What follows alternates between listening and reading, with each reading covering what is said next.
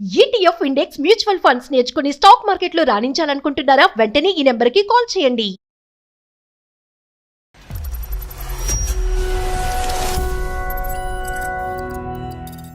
Marriage అయిన 3 months కి conceive అయ్యాను సార్. గొడవ పడేసి అక్కడ వద్దనేసి నన్ను తీసుకొని వచ్చేసారు ఇక్కడికి.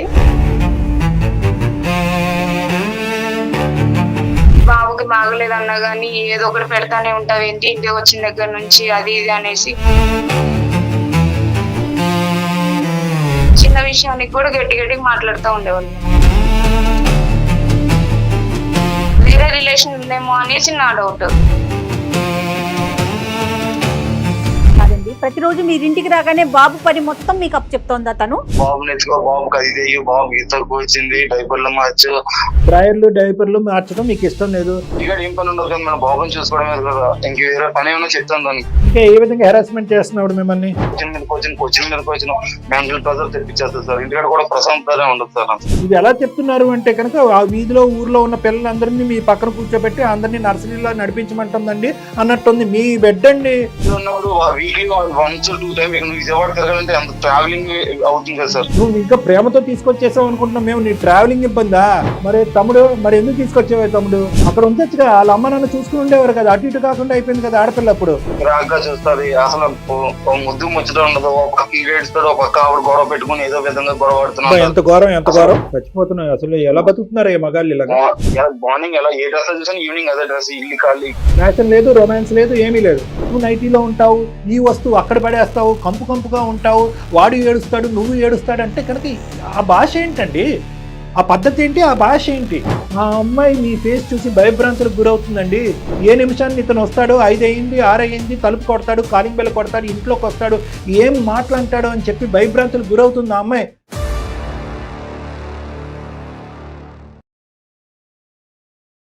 Anu's skin and hair clinic సమర్పించు అందమైన జీవితం కార్యక్రమానికి స్వాగతం. నమస్తే కళ్యాణ్ గారు. నమస్తే మేడం.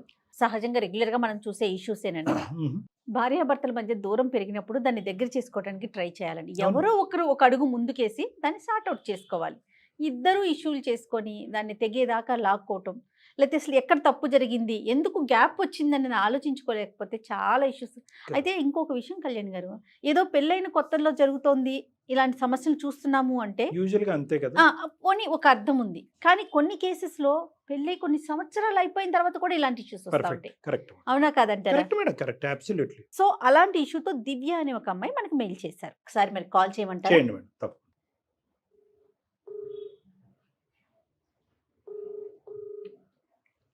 హలో, నమస్తే అండి. నేను జయానండి, సుమన్ టీవీ అందమైన జీవితం ప్రోగ్రామ్ నుంచి కాల్ చేస్తున్నానండి. నాతో పాటు డాక్టర్ కళ్యాణ్ గారు కూడా ఉన్నారు. ఒకసారి మీ సమస్య ఏంటో మాట్లాడతారా?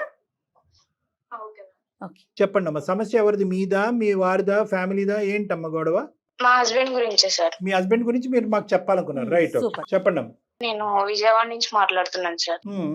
నేను హౌస్ వైఫ్, ఇంట్లోనే ఉంటాను. అయితే నాకు మ్యారేజ్ అయిన 3 months కి కన్సీవ్ అయ్యాను సార్. ఓకే. కన్సీవ్ అయ్యా అని చెప్పేసి అని నన్ను మా అమ్మగారి ఇంటికి పంపించారు. ఓకే. డెలివరీ అయ్యే వరకు అక్కడే ఉన్నాను సార్. తను ఏం చేస్తుంటారు మీ వారు? ఎన్ని రోజులకు వచ్చారు మీరు డెలివరీ అయ్యాక? డెలివరీ అయ్యాక 2 months కి వచ్చేసాను మేడం. అంటే గొడవ పడేసి అక్కడ వద్దనేసి నన్ను తీసుకొని వచ్చేసారు ఇక్కడికి. నేను మా అమ్మ వాళ్ళతో, మా అమ్మ మా నాన్నతో గట్టిగా మాట్లాడేసి వచ్చేసాను. వచ్చినప్పటి నుంచి ఏదో ఫస్ట్ ఒక 10 days బాగా చూసుకున్నారు. తర్వాత బాబుకి బాగలేదన్నా గానీ, డైపర్స్ అయిపోయినాయి అన్నా గానీ, చిన్న విషయానికి కూడా కోపడేసేవాళ్ళు మేడం. సాధారణంగా డెలివరీ తర్వాత ఎక్కువ రోజులు ఉంటాం పుట్టింట్లో, ఒక 6 నెలల్లో, ఎందుకంటే బేబీని చూసుకోవాలి కాబట్టి. అంటే తను నేను చూసుకుంటాననేసి ఇక్కడ నా మీద గొడవపడి, నేను మా అమ్మ మా నాన్నతో గొడవపడేసి వచ్చేసాను మేడం ఇక్కడికి. గొడవ తెలుసుకోవచ్చమ్మా మేము? అంటే తనతో ఉండాలనేసి తీసుకొని వచ్చేసాడు మేడం ఇక్కడికి. అదేలే.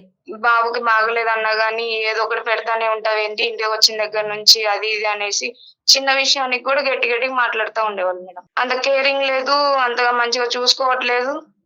చూసుకుంటా అని చెప్పి నన్ను ఇక్కడ తీసుకొచ్చారు. నేను అటు మా అమ్మ వాళ్ళ దగ్గరికి వెళ్దామన్నా గానీ అటు ఛాన్స్ లేదు మేడం నాకు. ఓకే. అంటే ఇప్పుడు బాబు పుట్టక ముందు మీ ఇద్దరు బానే ఉన్నారా? బానే ఉన్నాం మేడం. ఫస్ట్ వీక్లీ వన్స్ అలా వచ్చేవాళ్ళు, తర్వాత మంత్ వచ్చి అలా మాట్లాడి ఉండేవాళ్ళు. అట్లా కొంచెం డిస్టెన్స్ ఎక్కువైపోయింది మేడం మాకు.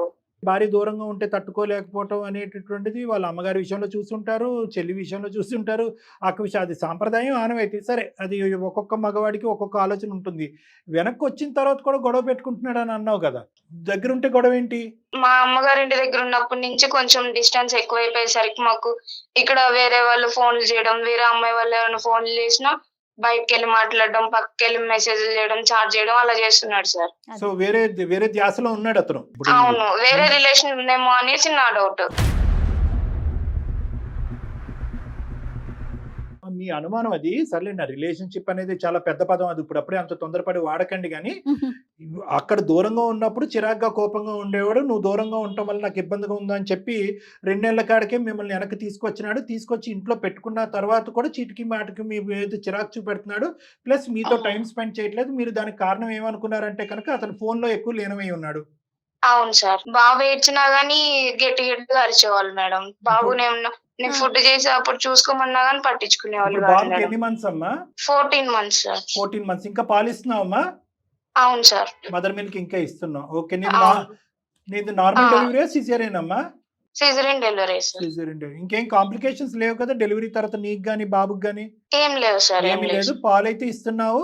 ఎటొచ్చి బాబు యొక్క కేరింగ్ అంతా కూడా నువ్వే చూసుకోవాలి. అతను ఏమొచ్చి అతని పనులు అతను బిజీగా ఉంటాడు.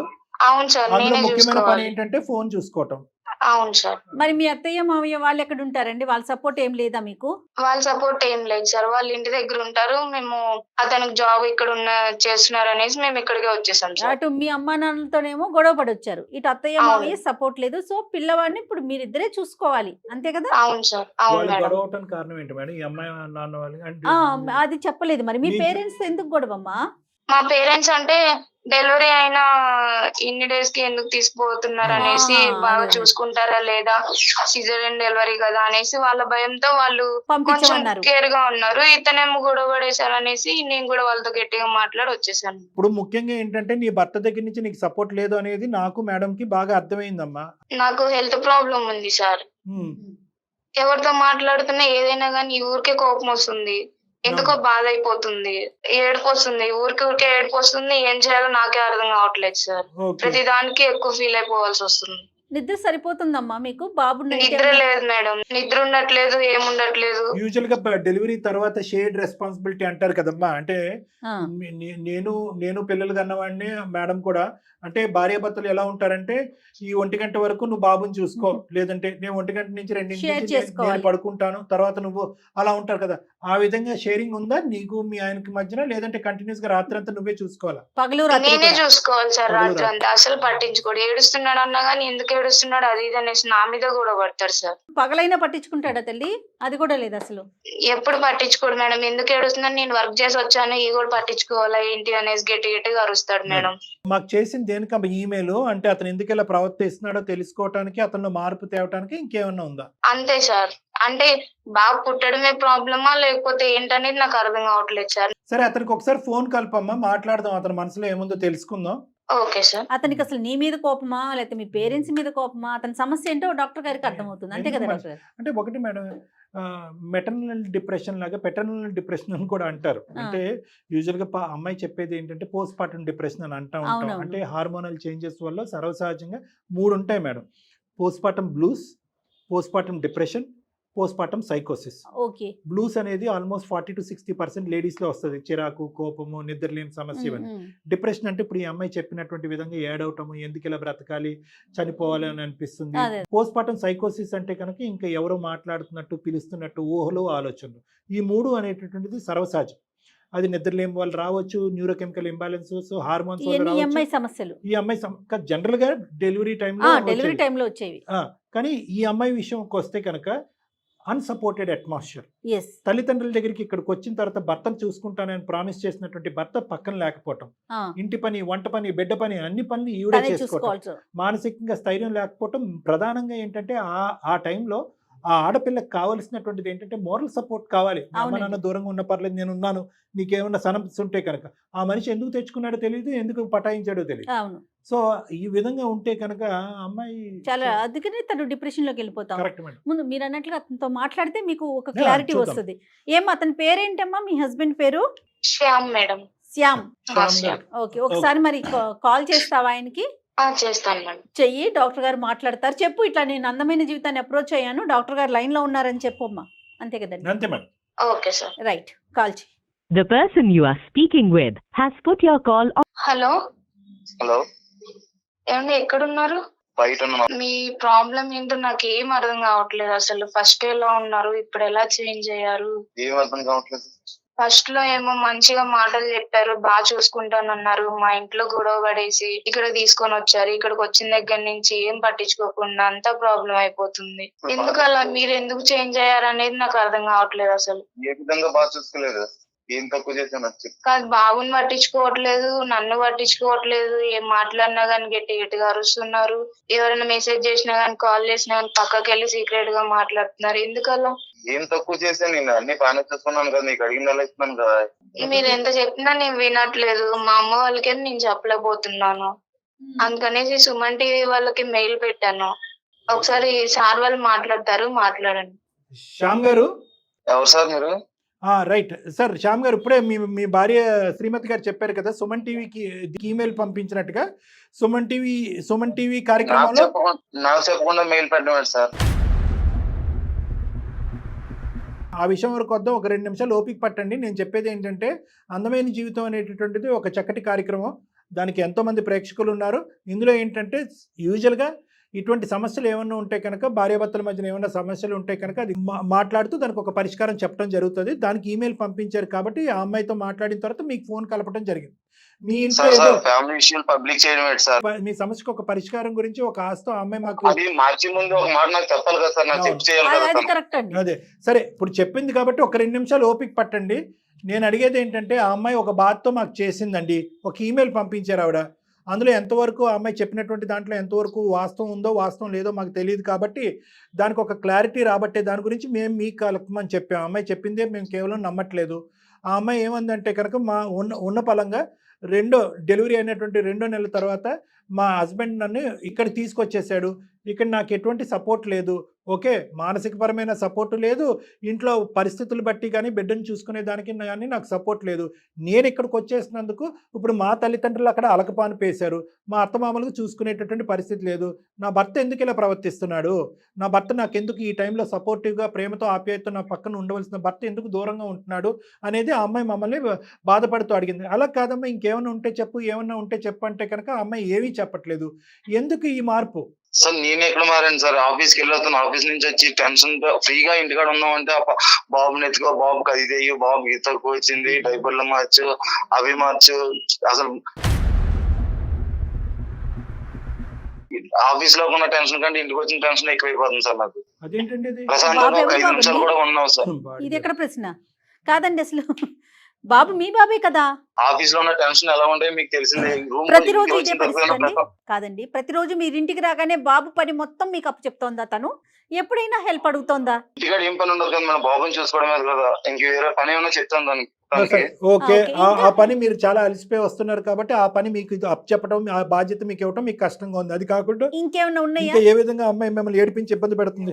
మెంటల్ ప్రెజర్ తెప్పించేస్తారు సార్. ఇంటికాడ కూడా ప్రశాంతంగా ఉండదు సార్. మీకేంటంటే కనుక ఆఫీస్ నుంచి వచ్చిన తర్వాత అలసిపోయి ఉంటారు కాబట్టి డ్రైయర్లు డైపర్లు మార్చడం మీకు ఇష్టం లేదు, అన్నం తినిపించడం మీకు ఇష్టం లేదు.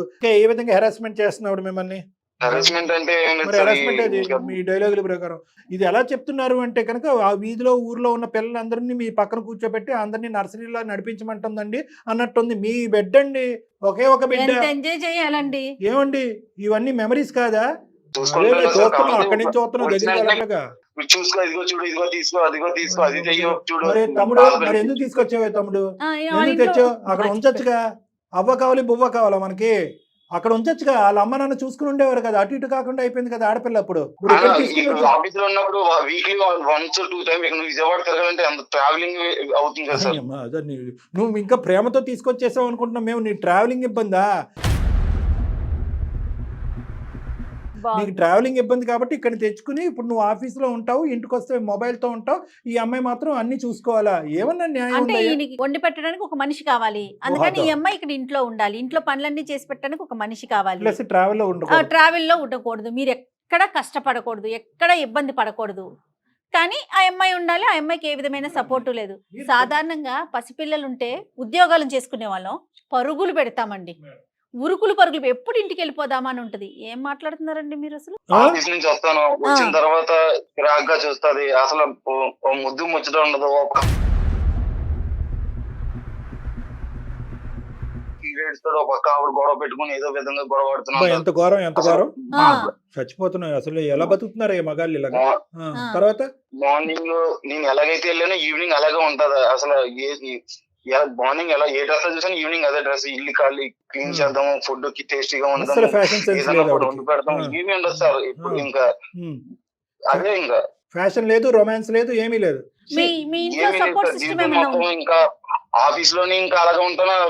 మెంటల్ ప్రెజర్ తో ఇంటికి వచ్చిన అదే సరే, మెంటల్ ప్రెజర్ సరేనండి, బాగుంది. మీ ఇంట్లో సపోర్ట్ సిస్టమ్ ఏమైనా ఉందా? మీ అమ్మగారు ఏమైనా హెల్ప్ చేస్తున్నారా ఆ పిల్లకి పాపం? పోనీ మీరెవరన్నా మేడిని పెట్టారా? మేడ్ ఇన్ మీరేమన్నా మేడిని పెట్టారా? ఒక పెద్ద ఆవిడని ఎవరినన్నా కూడా 5,000-10,000 వేలు ఇచ్చి పెట్టారా పోనీ ఇంట్లో వంట వార్పు చేసుకోవటానికి, బిడ్డను ఎత్తుకోవటానికి? కనీసం గిన్నెలు కడగటానికి, బట్టలు ఉతకడానికి ఏమన్నా మనుషులు, నైటీలో పనులు? నైటీలో కనిపిస్తే అంత కోపం వచ్చేసింది. మీరేమాత్రం మార్నింగ్ టిప్ టాప్ గా రెడీ అయిపోయి మీరు ఆఫీస్కి వెళ్ళిపోతారు, ఈవినింగ్ టిప్ టాప్ గా వచ్చేస్తారు. ఇప్పుడు బిడ్డను ఎత్తుకున్నటువంటి ఆడదాన్ని చూస్తే మీకు చేదరింపు, అసహ్యం. అంతే కదండి. అలా అని కాదు సార్, నీట్నెస్ అనేది ఉండాలి కదా సార్. ఇంట్లో ఇల్లు అన్నా క్లీన్ చేసుకోవాలి కదా సార్. పోనీ అది ఇల్లు క్లీన్ చేసుకోవాలి కదా, మరి ఒక మనిషిని వంట పెట్టుకో. ఉండడం కావాలి. ఏంటి వెనక 2 చేతులు, ముందు 2 చేతులు, ముందు 2 కాళ్ళు, వెనక 2 కాళ్ళు ఉన్నాయి మీ ఆవిడకి ఏమన్నా? డాక్టర్ గారు ఒక సార్ మనిషిని ఆవిడకి పెట్టుకోవచ్చు చెప్పిన పనిలే, కదండి. 2 సార్లు పిల్లల్ని ఏం చూసుకోవాలి, మాట్లాడతారు? ఇల్లు చూసుకోవాలి, అవి కూడా చేయకపోతే ఇంకేంటి సార్? బాబు నువ్వు మరీ ఇంత అన్యాయంగా మాట్లాడకయ్యా. అసలు నాకు అసలు అయితే మైండ్ బ్లోయింగ్. ఏంటిది మీ భార్యకి నువ్వు కన్నటువంటి బిడ్డకి ఒక ఆ మాత్రం నీకు కనికరం లేదా? ఎక్కడి నుంచి వస్తుంది ఆ అమ్మాయికి టైం? ఇప్పుడు అంటే ఎక్కడి నుంచి ఎందుకు వస్తుంది? చేయదండి? నువ్వు కష్టపడట్లేదని మనం అనట్లేదు. నీ కష్టం ఈ రోజు సరే, ఉంటుంది, నాకు రేపు ఏమైనా పొద్దున పని ఉంటుంది. చెప్పాను సార్, జాబ్ చేయమని చెప్పాను సార్, ఏమో వర్క్ చేయమని చెప్పాను. బాబుని అది. చూసుకొని ఇల్లుని చూసుకోండి, డాక్టర్ గారు, వంట తమ్ముడు, వండుకోవడానికి కూడా డాక్టర్ గారు, ఖాళీ తమ్ముడు. ఉండదు సార్. అసలు ఆ అర్థం కాదు. అమ్మాయికి పని పాట లేదు, ఉద్యోగం లేదు, ఏమి సంపాదించట్లేదు. కాబట్టి ఇంటి చాకరీ తనే చేయాలి, పిల్లోడిని తనే చూసుకోవాలి. ఎందుకు చెయ్యదు? అది అతని వర్షన్ అండి. అదే ఉద్యోగం చేసే భార్య అయినట్లయితే మరి అతని వర్షన్ మారేదేమో బహుశా. సార్ ఇవన్నీ చెప్తున్నారు, ఎవరైనా ఫోన్ చేసినా పక్కకెళ్ళి మాట్లాడతారు. అది ఎందుకు సార్ అట్లా? అమ్మాయిలు ఫోన్ చేయగానే పక్కకెళ్ళి మాట్లాడతారు, పక్కకెళ్ళి చాటింగ్ చేస్తాడు. ఏంటి శ్యామ్, బాగా బిజీగా ఉన్న ఫుల్ టైం జాబ్ ఆఫీస్ లో అనుకున్నా, అది కాకుండా వేరే ఉన్నాయా? సార్ ఈ మెంటల్ ప్రెజర్ పడలేక ఇంటికి వచ్చిన ఈ గోల్ వినలేక నేను కొలిక్తో సరదాగా ఏదో ఫ్రెండ్లీగా మాట్లాడతాను సార్. ఈ ప్రాబ్లం మీ ఇంట్లో ఇలా సొంత పాడుగా. జరుగుతుంది, ఫ్రెండ్లీగా మాట్లాడతాను తప్ప దాన్ని అనుమానించుకొని అలా అలా ఫ్రెండ్లీగా మాట్లాడుతున్నాను. మాట్లాడితే ఆ ముందు శ్యామ్, మాట్లాడొచ్చుగా. నీది కూడా మొండితనమో లేదంటే ఇంకో విధమైనటువంటి వైఖరి కాదు, కానీ నువ్వు కూడా ఫస్ట్ టైం నువ్వు ఫాదర్ అయ్యావు, ఫస్ట్ టైం ఆవిడ మదర్ అయింది కాబట్టి ఆవిడ బాధలు ఆవిడకున్నాయి, నీ ఆలోచన నీ వరకు ఉంది. నీకు ఇంకా ఈ సబ్జెక్ట్ అర్థం కావట్లేదు. ఒక ఆడపిల్ల డెలివరీ తర్వాత తన యొక్క శారీరక మానసిక పరిస్థితి అనే దాని మీద అప్పుడే తండ్రి అయినటువంటి వ్యక్తికి ఒక అవగాహన అనేది ఉండాలి. జయమేడం ఇందాక ఒక మాట ఏమన్నారంటే, వర్క్ చేసుకునేటటువంటి లేడీస్ ఉండరా అండి? పిల్లల్ని ఎత్తుకుని పిల్లల్ని ఇంట్లో పాటు చూసుకుంటూ అటు తిరిగి ఇటు తిరిగి ఇంటి పని వంట పని అన్నీ చేసుకుంటూ ఆఫీస్కి కూడా వెళ్ళొచ్చేటటువంటి వాళ్ళు ఉండరా? మరి వాళ్ళందరూ మేనేజ్ చేయగలిగా లేనిది దివ్య గారు ఎందుకు చేయలేకపోతున్నారు అనేటటువంటిది మీ మనసులో ఉన్న పరిస్థితి. ఒక్క అవగాహన రావాలి కాబట్టి చెప్తున్నాను. డెలివరీ అయిన తర్వాత హార్మోన్స్ ప్రభావం వల్ల కానీ శరీరం యొక్క శక్తి 50% తగ్గిపోతుంది, మానసిక పరిస్థితి 50% తగ్గిపోతుంది. అంటే ఆలోచించి ధైర్యంగా ఉండి ఒక ఒక ఒక కాన్ఫిడెంట్తో ముందుకెళ్ళి మానసిక పరమైనటువంటి దృఢత్వం అనేటటువంటిది 50% తగ్గుతుంది. ప్రతి మహిళకి కూడా ఎంత పర్సంటేజ్లో తగ్గుతుంది అనేటటువంటిది వేరియబుల్. అందుగురించే మనం ఏమంటామో, డెలివరీ అయినటువంటి ఒక తల్లి ఒక పేషెంట్ ఒక సిక్ పాత్రలో మనం చూడాలి. అంటే పేషెంట్ అంటే నాట్ ఇన్ ద సెన్స్ ఆ పేషెంట్ ఏదో ట్రీట్మెంట్ ఇవ్వాల్సిన పేషెంట్ కాదు. అంటే ఆవిడ మానసిక శారీరక పరిస్థితి వీక్ అవుతుంది కాబట్టి అది హార్మోన్ ప్రభావంలో అవనియండి. ఇంకోటి ఫిజికల్ గా మీ అవైలబిలిటీ అనేది ఎంత ఇంపార్టెంటో మానసికంగా ఉండేటటువంటి అవైలబిలిటీ కూడా అంతే ఇంపార్టెంట్. నాకు ఇందాక మీ మాటలు వింటుంటే ఒకటి అనిపించింది శ్యామ్, మీరు బహుశా ఆ అమ్మాయికి ఏ హెల్ప్ చేయకపోయినా ఆ బిడ్డకు ఒక డైపరో లేదంటే అన్నం తినిపించటమో లేదంటే పాలు పట్టించటమో ఇవేమీ లేకపోయినా కూడా ఈరోజు బాగానే ఉండేదేమో. కానీ మానసిక పరమైనటువంటి అవైలబిలిటీ ఉంది చూడండి, మీరు మాట్లాడేటటువంటి తీరు అది చాలా కఠినత్వంగా ఉందండి, అర్థం కానటువంటి విధంగా ఉంది. మీకు అర్థం కాక మీరు అలా మాట్లాడుతున్నారన్నది కొంతవరకు నాకు అర్థమైనా కూడా, ఇందాక నేను ఒక మాట అన్నాను, మీ తల్లిని చూసారు, మీ చెల్లిని చూస్తుంటారు, మీ అక్కని చూస్తుంటారు, ఎదురింట్లో 4 ఆడపిల్లలను చూస్తుంటారు. మీరు అందరికీ కూడా ఒక కామన్ గా జరిగేటటువంటి ఒక వ్యవహారం అంటే ఒక కాన్పు ప్రెగ్నెన్సీ టైం అనేటటువంటిది ఎంత బరువు బాధ్యతో డెలివరీ అయిన తర్వాత పాలు ఇచ్చి ఆ బిడ్డకు ఒక 2 years వచ్చేంత వరకు ఆ పిల్లలకు ఒక ఇండివిజువల్గా నడక నేర్చుకునేంత వరకు ఒక తల్లి మీద విపరీతమైనటువంటి మానసిక శారీరకపరమైనటువంటి భారం ఉంటుంది అనేది ప్రపంచంలో ఏ మనిషికి అర్థం కాకపోయినా కూడా ఒక భర్తకు అర్థం అవ్వాలి. ఆ స్థానంలో మీరున్నారు ఈరోజు. మీరేమంటున్నారు? ఓకే సార్, లేదు సార్, నేను అవన్నీ చూడలేను సార్. అదంతా ఓకే, మీరు అలసిపోయి వచ్చారు, మీరేమీ చేయలేకపోతున్నారు, అంతవరకు నాకు అర్థమైంది. నువ్వు నైటీలో ఉంటావు, ఈ వస్తువు అక్కడ పడేస్తావు, కంపుగా ఉంటావు, వాడు ఏడుస్తాడు, నువ్వు ఏడుస్తాడు అంటే కనుక ఆ భాష ఏంటండి? ఆ పద్ధతి ఏంటి? ఆ భాష ఏంటి? అలా మాట్లాడితే కనుక మాతోనే ఒక పబ్లిక్ ప్లాట్ఫామ్, మా పరువు ఎందుకు తీస్తారండి, ప్రైవేట్ లైఫ్స్ అని మీరు అనేటువంటి మీరు 10 నిమిషాల మాటల్లో ఒక చేదరించుకుని, అసహించుకుని, ఏవగించుకునేటటువంటి మాటలు మాట్లాడినప్పుడు సొంత మీ భార్యను చూడగానే నేను ఉండలేనని చెప్పి పరిగెట్టుకుని వెళ్ళి 2 నెలల్లోనే వెనక్కి తీసుకొచ్చి తల్లిదండ్రులతో కూడా ఒక లింక్ కట్ చేసినటువంటి మీరు ఈరోజు 10 నిమిషాలు కూడా ఆవిడని టాలరేట్ చేయలేకపోతున్నారంటే కనుక మీరు ఆ అమ్మాయి ఫేస్ చూసి మీరు అంత చిరాకు పడుతున్నారు. ఆ అమ్మాయి మీ ఫేస్ చూసి భయభ్రాంతులకు గురవుతుందండి. ఏ నిమిషాన్ని ఇతను వస్తాడు, 5 అయింది, 6 అయింది, తలుపు కొడతాడు, కాలింగ్ బెల్ కొడతాడు, ఇంట్లోకి వస్తాడు, ఏం మాట్లాంటాడు అని చెప్పి భయభ్రాంతులకు గురవుతుంది ఆ అమ్మాయి. ఆ మానసిక పరిస్థితిలో ఆ అమ్మాయికి సహజ సిద్ధంగా నాతో మాట్లాడే 10 మాటలు, ఫోన్లో మాట్లాడేది 20 మాటలు అంటే కనుక అనుమానం వస్తుంది. ఏమైంది, ఇక్కడ నా దగ్గర లేనటువంటి శక్తి అక్కడ ఎందుకు వస్తుంది, నా పక్కన కూర్చోవడానికి లేనటువంటి ఇంట్రెస్ట్ అక్కడెక్కడో ఎందుకు వస్తుంది అనేటటువంటి ఫీలింగ్లో ఆ అమ్మాయి ఉంది. మీకు అర్థం కావట్లేదండి ఇవన్నీ హార్మోనల్ ప్రభావం అండి. దీన్ని ఇదేంటంటే పోస్ట్ పార్టం బ్లూస్, డిప్రెషన్, సైకోసిస్ అని ఇలా రకరకాల పదాలు వాడుతూ ఉంటాం. ఇవన్నీ ఒక ఈస్ట్రోజన్, ప్రొజెస్టరాన్ అనేటటువంటిది ఆ లేడీస్కి ఉత్పత్తి అయ్యేటటువంటి హార్మోన్స్ డెలివరీ తర్వాత నార్మలైజ్ అవడానికి పట్టేటటువంటి సమయంలో ఆ ఆడపిల్లల యొక్క మానసిక పరిస్థితి ఈ విధంగా మారుతుంది అనేది చెప్పేటటువంటిది నా ఉద్దేశం. ఎంత వివరంగా చెప్పారు డాక్టర్ గారు. అందుకే సార్ నేను నా దగ్గర ఉండదని చెప్పి ఇక్కడ తీసుకొస్తాను సార్. మనుషుల దగ్గర ఉన్నాగానే మనసులు దూరంగా ఉన్నాయి సార్. మాట్లాడలేదు సార్ సరిగ్గా. మాట్లాడికే నేను మా కొలీగ్స్, ఫ్రెండ్స్ తోటి మాట్లాడుకున్నాను సార్. కానీ ఎప్పుడు అదేలా ఉంటే ఇంకెందుకు సార్, మరి నేనే డిప్రెషన్ లో ఉన్నాను సార్. మెంటల్ టార్చర్ ఆఫీస్ లో నీ పరిస్థితి ఓకే, నువ్వు ఏదో అనేసుకున్నావు, నువ్వు ఊహించుకున్నావు ఏంటంటే కనుక ఈ అమ్మాయి సమపాలల్లో అన్ని బ్యాలెన్స్ చేసేస్తుంది, బిడ్డని చూసేసుకుంటుంది, ఆ ఆఫీస్ నుంచి వచ్చినటువంటి భర్తకి కాఫీ చాయ్ అందజేస్తుంది, టైంకి టపీ అని వంట వండేస్తుంది అని మీరు అనుకున్నారు. కానీ ఇక్కడ మీరు గుర్తుపెట్టుకోవాల్సింది ఏంటంటే, ఇందాక నేను చెప్పాను కదా, శారీరకంగా మానసికంగా వాళ్ళు 50% బలియన పడతారు.